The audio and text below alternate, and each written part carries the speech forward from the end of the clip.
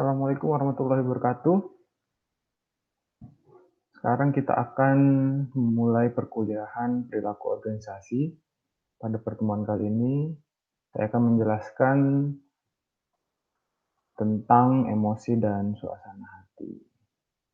Emosi dan suasana hati ini penting kita pelajarin dalam upaya kita untuk meningkatkan atau memahami bagaimana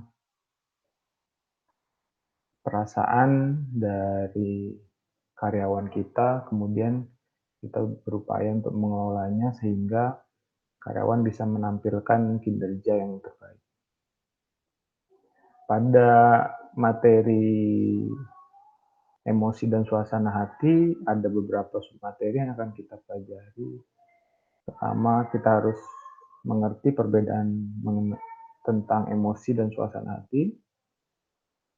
Apa saja yang masuk dalam emosi dasar, kemudian fungsi emosi itu seperti apa saja yang menjadi sumber emosi dan suasana hati. Kita juga akan mempelajari emosi dari pekerja, teori peristiwa afektif, kecerdasan emosional, pengaturan emosi, dan aplikasi perilaku organisasi terhadap emosi dan suasana hati. Apa sih sebenarnya pengertian dari emosi dan suasana hati itu? Nah, emosi itu adalah perasaan-perasaan intens yang ditunjukkan kepada seseorang atau sesuatu. Jadi ada tanggapan atau umpan balik berupa perasaan-perasaan karena ada aktivitas atau perlakuan yang dilakukan seseorang atau kita berada dalam kondisi tertentu. Nah, bedanya suasana hati atau mood bahasa Inggrisnya berupa perasaan yang cenderung kurang intens dibandingkan emosi dan seringkali tanpa rangsangan kontekstual. Jadi, suasana hati ini cenderung kurang intens. Perasaannya kurang kuat seperti itu. Kalau emosi ya sangat kuat. Suasana hati atau mood ini tidak terlalu kuat atau tidak intens. Dan suasana hati biasanya tanpa rangsangan kontekstual. Bisa jadi adanya rangsangan kontekstual, munculnya suasana hati ini bisa terjadi karena rangsangan kontekstual, tapi tidak sering. Seperti itu. Nah, ada perbedaan berikutnya terkait emosi dan suasana hati. Ini bagaimana emosi terbentuk ketika ada respon dari orang. Misalnya ketika ada orang yang bersikap kasar kepada kita. Itu akan menimbulkan emosi marah. Nah, perasaan marah itu rasanya sangat intens, sangat membekas, akan datang dengan cepat dan bisa pergi dengan cepat juga. Bahkan mungkin dalam hitungan detik. Nah, suasana hati, jika kita memiliki suasana hati yang buruk, nah, suasana hati yang buruk ini akan terjadi selama beberapa jam. Jadi, perasaan kita setelah emosi atau marah itu akan hilang dan bisa berganti menjadi suasana hati. Karena suasana hati ini tidak terlalu intens, tapi bisa membekas dalam perasaan kita sehingga bisa terjadi selama beberapa jam. Nah, perbedaan berikutnya terkait dengan emosi dan suasana hati. Emosi ini reaksi terhadap seseorang. Misalnya melihat seorang teman di tempat kerja membuat kita merasa senang. Atau bisa disebabkan oleh peristiwa ketika kita menghadapi klien yang tidak sopan. Dapat membuat kita frustasi. Kemudian suasana hati dikarenakan oleh seseorang atau peristiwa, tidak harus selalu dikarenakan oleh seseorang atau peristiwa. Jadi kalau emosi wajib ada eee, rangsangan dari seseorang atau peristiwa, sedangkan suasana hati tidak selalu ya kan disebabkan oleh seseorang atau peristiwa. Nah, emosi bisa berubah menjadi mood saat kita kehilangan fokus pada peristiwa atau objek yang memulai perasaan tersebut. Misalnya tadi yang saya sebutkan, emosi berubah menjadi suasana hati. Nah, itu terjadi ketika kita kehilangan fokus terhadap orang yang membuat kita marah. Nah, itu akan berubah menjadi mood karena perasaannya menjadi kurang intens, namun akan membekas lama di perasaan kita. Berjam-jam kita akan merasakan mood yang jelek, yang tidak baik, seperti itu. Mungkin menjadi malas bekerja karena tadi ada respon yang membuat kita marah, kemudian marahnya hilang, berubah menjadi mood. Nah, suasana hati yang baik atau buruk bisa membuat kita emosional dalam menanggapi suatu peristiwa. Jadi, waktu kita dalam mood yang jelek tadi, suasana hati kita, emosi sudah berubah menjadi suasana hati, kita bisa lebih emosional ketika misalnya ada pelanggan yang ingin membeli produk kita, namun menawar dengan tinggi, dengan serendah-rendahnya. Padahal pada kondisi yang normal itu kita biasa menanggapi pelanggan yang menawar serendah-rendahnya. Namun karena kita dalam mood yang jelek, kita menanggapinya beda, kita marah. Kita mungkin melihat pelanggan tadi kurang baik. Kita memperlakukan pelanggan jadi kurang baik.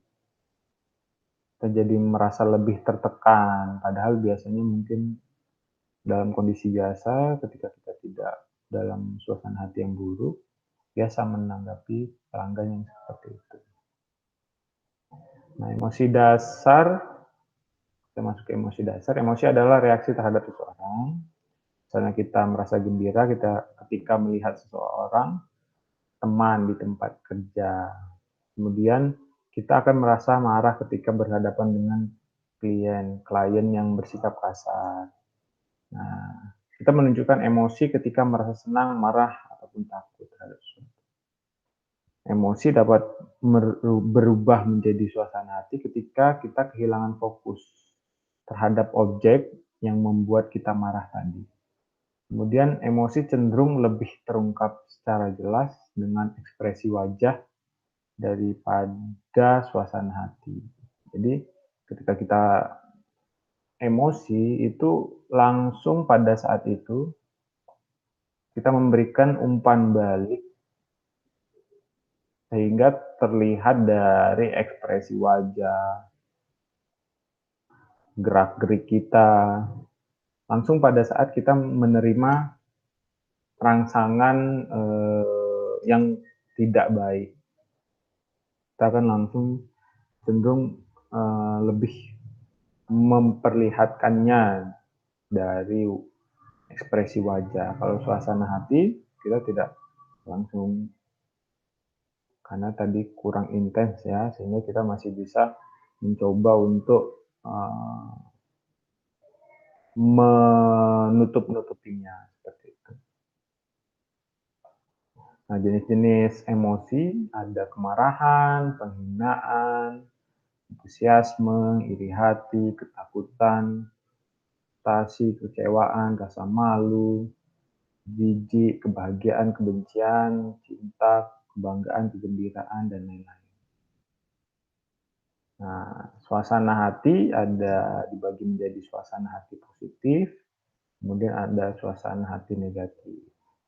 Suasana hati yang positif ada kegembiraan, kepercayaan diri, dan keceriaan. Itu suasana hati positif yang tinggi.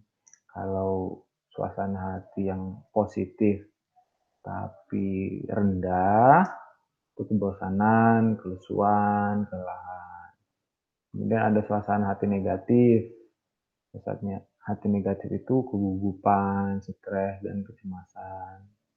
Kemudian suasana hati yang negatif namun rendah itu relaksasi, ketenangan, ya, dan ketenangan. Jadi suasana hati negatif ini pada dasarnya dapat menurunkan kinerja, tentunya mempengaruhi kinerja namun bersifat negatif. Seperti itu. Jadi kegugupan, stres, kecemasan, relaksi, maksudnya ini ya lebih nyantai, orangnya jadi lebih nyantai aja, nggak melakukan apa untuk berupaya kerja keras itu sulit karena adanya suasana hati negatif. Sedangkan suasana hati positif tetap dapat mendorong kinerjanya walaupun dalam posisi suasana hati yang positif namun rendah. Hanya perlu diberikan stimulasi, misalnya walaupun dia merasa kebosanan, ini masih kita ubah, masih bisa kita berikan stimulus. Nah, ini dia struktur dari suasana hati. Ada yang suasana hati tinggi, suasana hati yang negatif dan tinggi. Di sini ada suasana negatif yang rendah. Ini suasana hati yang positif tinggi, kemudian suasana hati yang positif rendah. Itu pembagiannya.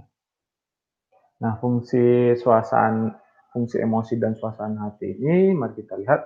Kalau emosi dapat memberi kita informasi berharga yang membantu proses berpikir kita hingga menghasilkan kemampuan untuk bernalar.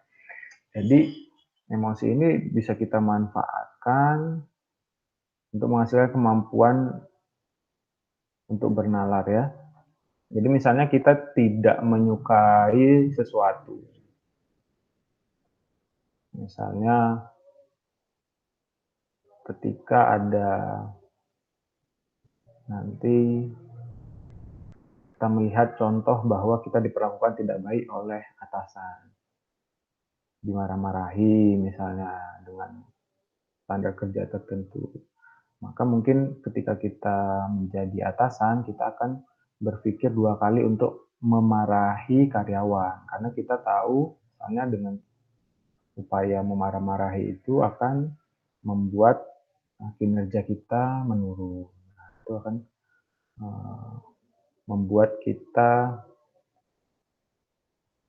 lebih tinggi atau mempunyai kemampuan bernalar, lebih tinggi kemampuan bernalarnya untuk bertindak, karena kita sudah mengetahui apa yang akan terjadi ketika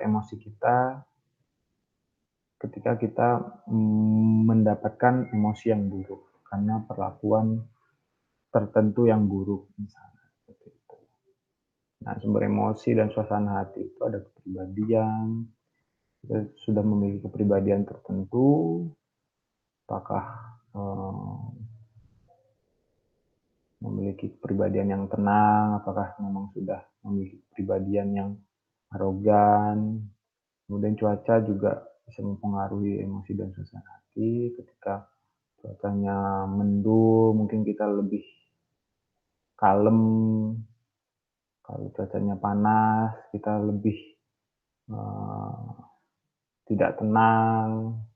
kemudian ada stres kerja, apabila stres mungkin emosinya jadi buruk, kemudian aktivitas sosial, ketika kita melakukan aktivitas sosial yang baik ini akan meningkatkan, emosi dan suasana hati yang baik, yang positif ya.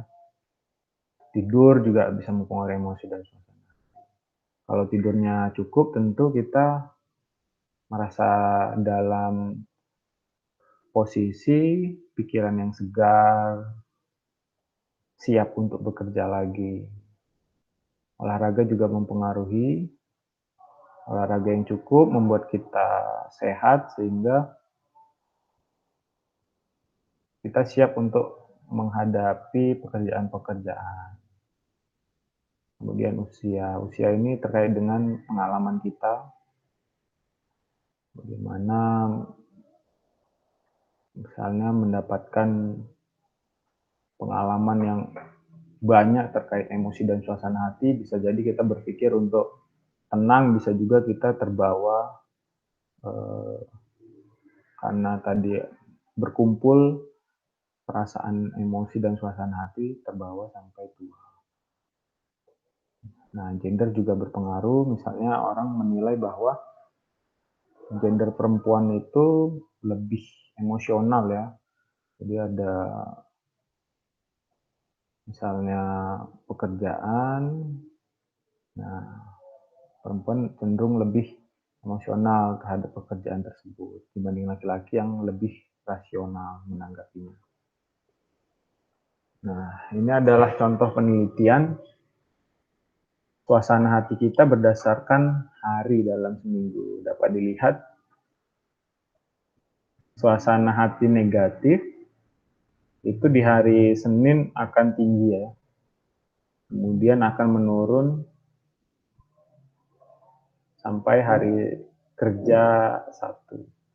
Sebaliknya, suasana hati positif itu rendah di hari Senin, nah, di hari Minggu itu, di hari Sabtu akan meningkat, terus meningkat. Nah, jadi memang pada kenyataannya banyak orang yang menunggu-nunggu hari Sabtu karena akan menuju pada hari liburan. Sehingga uh, mungkin bisa kita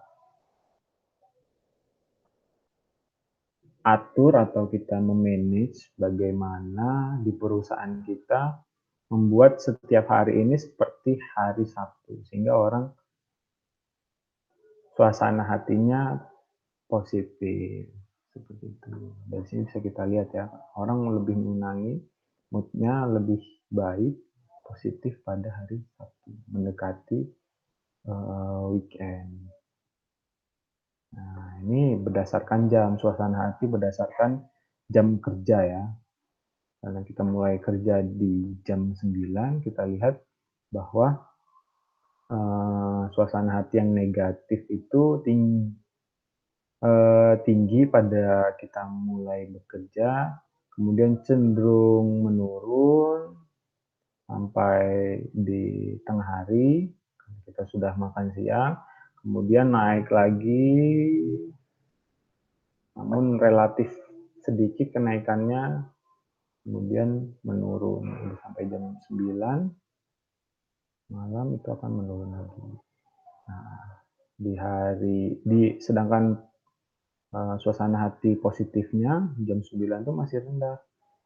Kemudian akan meningkat karena udah makan siang. Jadi suasana hatinya meningkat. Kemudian jam 3 sudah jamnya pulang. Itu paling tinggi menurun sampai malam. Jika kita dalam posisi yang padat pekerjaannya ya, sampai jam 12 malam. Ada juga kadang-kadang kita harus kerja sampai malam, larut malam untuk mengerjakan lembur atau pada akhir-akhir tahun. Nah, ini bisa dilihat jika karyawan yang bekerja sampai malam. Emosi pekerja adalah situasi di mana seorang pekerja menampilkan emosi yang diinginkan organisasi selama kegiatan atau interaksi interpersonal di tempat kerja. Nah, yang kita inginkan tentunya hasil yang positif ya. Emosi pekerja pengaruhnya positif terhadap kinerja, terhadap perusahaan. Ini penelitian di Amerika Serikat bahwa kita diharapkan menunjukkan emosi positif seperti kebahagiaan dan kegembiraan dan menurunkan atau menekan emosi negatif seperti ketakutan, kemarahan, jijik, dan ingatan. Kemudian jenis emosi ada emosi yang dirasakan dan emosi yang ditampilkan. Emosi yang dirasakan adalah emosi sebenarnya dari seorang individu. Emosi yang ditampilkan adalah emosi yang diharuskan secara organisasi untuk ditampilkan. Jadi emosi yang kita rasakan dengan emosi yang ditampilkan itu bisa berbeda. Karena kita bisa saja menyembunyikan emosi kita, emosi yang kita rasakan. Kita harus menampilkan emosi yang diinginkan oleh perusahaan. Hingga ada istilah acting. Surface acting atau acting permukaan, kita menyembunyikan perasaan, menghilangkan ekspresi emosional terhadap tadi karena kita harus menampilkan apa yang menurut aturan-aturan diinginkan. Nah, kalau deep acting atau acting dalam, kita berupaya mengubah perasaan kita. Jadi bukan ekspresinya yang hanya kita rubah, tapi perasaan kita di dalam itu juga kita rubah. Ekspresi dan perasaan kita rubah. Dalam deep acting ini, ekspresi dan perasaan kita modifikasi, kita rubah. Nah, ini yang paling sulit adalah deep acting. Surface acting kita hanya mengubah ekspresi-ekspresi kita, namun dalam hati perasaan kita ya tetap jelek seperti itu. Misalnya ada yang merespon. Teori peristiwa afektif adalah model yang menyatakan bahwa pekerja bereaksi secara emosional pada hal-hal yang terjadi di tempat kerja yang dapat mempengaruhi kinerja dan kepuasan mereka. Ketika pekerja mendapatkan stimulus, mereka menampilkan emosi. Emosi ini dapat mempengaruhi kinerja dan kepuasan mereka. Ada dua pesan penting terkait dengan AET. Pertama, emosi memberikan pandangan yang berharga tentang bagaimana peristiwa yang menjengkelkan dan menyenangkan di tempat kerja mempengaruhi kinerja. Kedua, pekerja dan manajer seharusnya tidak mengabaikan emosi dan peristiwa dari karyawan ya. Ini akan berakibat buruk apabila terakumulasi. Kita harus memandang serius setiap emosi dan peristiwa yang menyebabkannya. Kemudian ada istilah kecerdasan emosional yang merujuk pada kemampuan seseorang menilai emosi dalam diri orang lain, memahami makna emosi dan mengatur emosi seseorang secara teratur dalam sebuah alur. Jadi ketika kita punya rekan kerja atau punya bawahan, ketika dia mengalami masalah, kemudian ketika misalnya ataupun ada atasan yang marah ke kita harus memahami apa sih penyebab mengapa dia menampilkan emosi atau kenapa dia marah-marah seperti itu. Memang kita yang menerima dampaknya, tapi dengan kecerdasan emosional kita bisa mendahulukan apa sebenarnya yang terjadi terhadap seseorang sehingga kita tidak reaktif atau langsung bereaksi terhadap atau memberikan langsung tanggapan terhadap emosi seseorang atau kemarahan seseorang misalnya. Ketika ada seseorang marah, kemudian langsung kita tanggapi dengan amarah juga, itu akan menimbulkan ya ledakan yang jelek ya.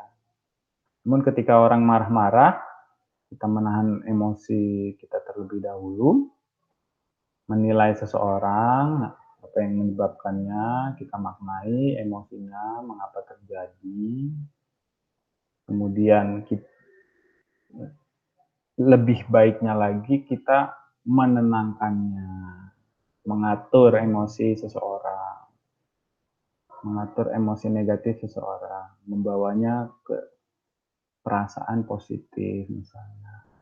Kita suruh duduk dulu, kita suruh minum dulu misalnya. Kita pahami apa yang menyebabkan dia emosi. Saya juga misalnya ada pelanggan yang marah-marah, kita dengarkan dulu penyebab dia marah-marah, apa alasannya yang menyebabkan dia marah. Mungkin ada produk kita yang kurang bagus, sehingga dia mengalami kecelakaan, seperti itu. Kemudian kita arahkan ke tempat yang tenang, kita berikan minum dulu, kita suruh duduk dulu, dan langsung kita respon secara negatif juga dengan balik marah-marah. Nah, dengan kecerdasan emosional ini ya tentunya dapat memberikan efek yang positif ya, dapat memperbaiki keadaan. Pengaturan emosi, bagian dari literatur kecerdasan emosional. Riset terkini menyatakan bahwa kemampuan manajemen emosi menjadi alat prediksi yang kuat atas kinerja. Nah, itu akan meningkatkan kinerja kita. Itu kita dapat mengatur emosi kita. Ada teknik dalam pengaturan emosi. Pertama, acting permukaan. Kita berpura-pura. Tadi jangan menampilkan wajah jika kita gugup atau marah, jangan kita tampilkan. Lebih ke datar aja kalau tidak bisa. Acting yang menunjukkan kita senang misalnya. Kemudian dengan upaya pengungkapan. Nah, ketika kita mau mengatur emosi dengan cara pengungkapan, kita harus memastikan diri kita tenang dulu. Karena akan menimbulkan orang menjadi tersinggung jika kita dalam keadaan emosi yang negatif langsung kita ungkapkan karena tidak diatur dulu bahasanya hingga akan menyinggung orang lain. Nah, apabila kita punya perasaan marah, kita atur nafas dulu misalnya untuk membuat kita tenang atau kita lakukan hal yang lain dulu, memikirkan bagaimana kita mengungkapkannya, baru kita ungkapkan. Nah, ini aplikasi-aplikasi dalam perilaku organisasi terhadap emosi dan suasana hati, ada di seleksi, pengambilan keputusan. Nah, dalam semua poin-poin ini ada pengaruh emosi dan suasana hati. Kita harus mengaturnya. Supaya misalnya dalam kegiatan-kegiatan ini kita bekerja secara maksimal. Itu saja pertemuan kali ini terkait dengan emosi dan suasana hati. Perlu kita garis bawahi bahwa adalah dalam emosi dan suasana hati baik diri kita ataupun nanti karyawan atau bawahan kita itu harus diperhatikan karena akan mempengaruhi kinerja dari organisasi. Terima kasih, cukup sekian pertemuan hari ini. Kita akan bertemu lagi di pertemuan berikutnya. Kuliah saya cukupkan. Assalamualaikum warahmatullahi wabarakatuh.